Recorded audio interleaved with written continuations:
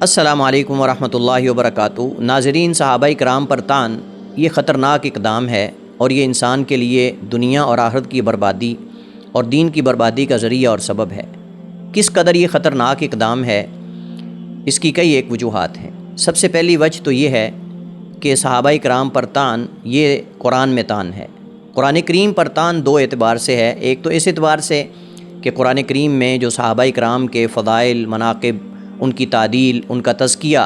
یہ بیان ہوا ہے، یہ اس کے خلاف ہے اور اس سے گویا کہ قرآن کے ساتھ کفر ہے، قرآن کریم کی تکذیب ہے۔ دوسرا اس اعتبار سے کہ صحابہ قرآن کو نقل کرنے والے ہیں، قرآن کریم کو ہم تک پہنچانے والے ہیں۔ صحابہ قرآن کریم کے نزول کے گواہ ہیں اور شواہد ہیں۔ اگر ان کو مجروح کر دیا جائے تو ہمارا قرآن اور اس کے نزول کے اسباب، اس کے نزول کے مقامات اور یہ ساری چیزیں مجروح ہو جاتی ہیں اور یہ ساری چیزیں مشکوک ہو جاتی ہیں۔ دوسرا یہ اللہ سبحانہ و تعالیٰ کی طرف جہالت کی نسبت اس سے ہوتی ہے، اس اعتبار سے کہ اللہ سبحانہ و تعالیٰ نے صحابہ کرام کی تعدیل کی، اللہ تعالیٰ نے ان کو جنتی قرار دیا، اللہ تعالیٰ نے ان کے فضائل و مناقب بیان کیے، جبکہ صحابہ کرام پر طعن اور سب و شتم یہ اس تعدیل اور ان مناقب کے خلاف ہے۔ اسی طرح رسول اللہ صلی اللہ علیہ وآلہ وسلم پر بھی یہ طعن ہے۔ رسول اللہ صلی اللہ علیہ وآلہ وسلم پر بھی طعن یہ دو اعتبار سے ہے۔ ایک تو اس اعتبار سے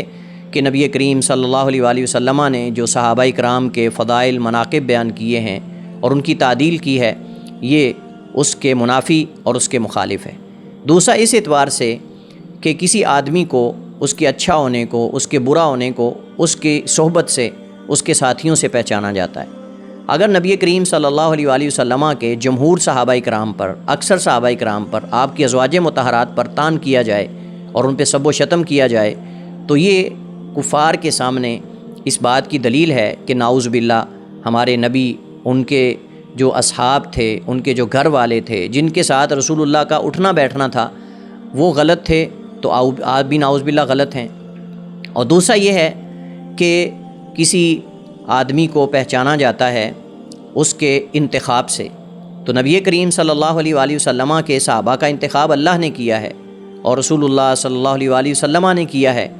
تو اگر آپ ان پہ طعن کرتے ہیں، ان کو برا بلا کہتے ہیں، تو یہ رسول اللہ بلکہ اس سے پہلے اللہ سبحانہ و تعالیٰ کے انتخاب پر طعن ہے۔ ناظرین، اسی طرح صحابہ کرام پر طعن یہ ایمان کے متناقض بھی ہوتا ہے اور ایمان میں نقص کا ذریعہ بھی بنتا ہے۔ بعض دفعہ ایمان میں نقص کا ذریعہ بنتا ہے اور بعض دفعہ ایمان کو ختم کر دیتا ہے، انسان کی عدالت کو ختم کر دیتا ہے اور انسان کو دین سے فارغ کر دیتا ہے۔ اسی وجہ سے امام ابو زرع رازی رحمہ اللہ تعالیٰ وہ فرماتے ہیں، اذا رأیت الرجل ینتقص احدا من اصحاب رسول اللہ صلی اللہ علیہ وسلم فاعلم انہ زندیق، کہ جب آپ دیکھیں کہ کوئی شخص نبی کریم صلی اللہ علیہ وآلہ وسلم کے صحابہ میں سے کسی ایک کی تنقیص کر رہا ہے تو جان لو کہ وہ بندہ زندیق اور بے دین ہے، ملحد ہے، اس کا کوئی دین سے تعلق نہیں ہے۔ اور پھر بیان کرتے ہیں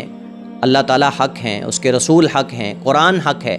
اور قرآن کو، ہماری شریعت کو جن لوگوں نے نقل کیا ہے وہ اصحاب محمد صلی اللہ علیہ وآلہ وسلم ہیں، نبی علیہ الصلوۃ والسلام کے ساتھی ہیں، اور یہ ہماری شریعت کے نقل کرنے والے اور ہماری شریعت پر یہ گواہ ہیں، اور یہ چاہتے ہیں کہ ہمارے گواہوں کو مجروح کر دیں اور ہمارے گواہوں کو مشکوک کر دیں۔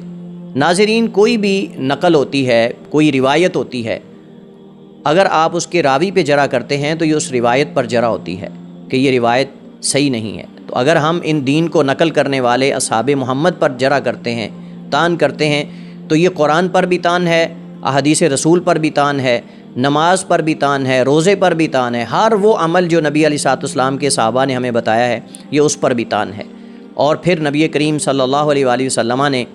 صحابہ کرام کی محبت کو ایمان قرار دیا ہے اور صحابہ کرام سے بغض اور نفرت کو نفاق اور منافقت کی علامت و نشانی قرار دیا ہے۔ اگر ایک شخص صحابہ پہ طعن کرتا ہے تو مومن کیسے رہتا ہے وہ، اور پھر وہ کیسے اپنی نسبت اہل ایمان کی طرف کر سکتا ہے، جبکہ اہل ایمان میں سر فہرست سب سے پہلے نبی علیہ الصلوۃ والسلام کے صحابہ آتے ہیں، اور ان صحابہ کرام سے محبت ہمارے ایمان کی علامت و نشانی ہے۔ اگر ان پہ ہم طعن کریں گے تو ہمارے اندر ایمان کیسے رہے گا؟ اس وجہ سے ناظرین، آپ یہاں سے یہ سمجھ سکتے ہیں کہ صحابہ کرام پر طعن یہ انتہائی خطرناک ہے، یہ دین پر طعن ہے، یہ قرآن پر طعن ہے، سنت رسول پر طعن ہے، اللہ تعالیٰ کی طرف نعوذ باللہ یہ جہل کی نسبت ہے، رسول کی طرف یہ جہل کی نسبت ہے، جنہوں نے ان کا تزکیہ کیا، ان کی تعدیل کی، ان کے لیے جنت کا اعلان کیا، اور یہ اس بات کی بشارت اور اس بات کی ضمانت ہے کہ یہ اسلام پر فوت ہوں گے، ایمان پر فوت ہوں گے۔ خاص کر عشرہ مبشرہ جن کو جنت کی بشارتیں دی گئی، جن کے نام لے کر اللہ کے نبی نے ان کو جنتی قرار دیا، ان پر تان انتہائی زیادہ خطرناک ہے، کیونکہ یہ جیسے میں نے ذکر کیا اللہ کی طرف، اس کے رسول کی طرف یہ جہل کی نسبت ہے، اور یہ سراسر کفر ہے، اور یہ زندقہ اور یہ الحاد ہے۔ اس وجہ سے کسی بھی مسلمان کو صحابہ کرام پر طعن کرنے یا ایسے لوگوں کی تائید کرنے سے اجتناب کرنا چاہیے۔ والسلام علیکم ورحمۃ اللہ وبرکاتہ۔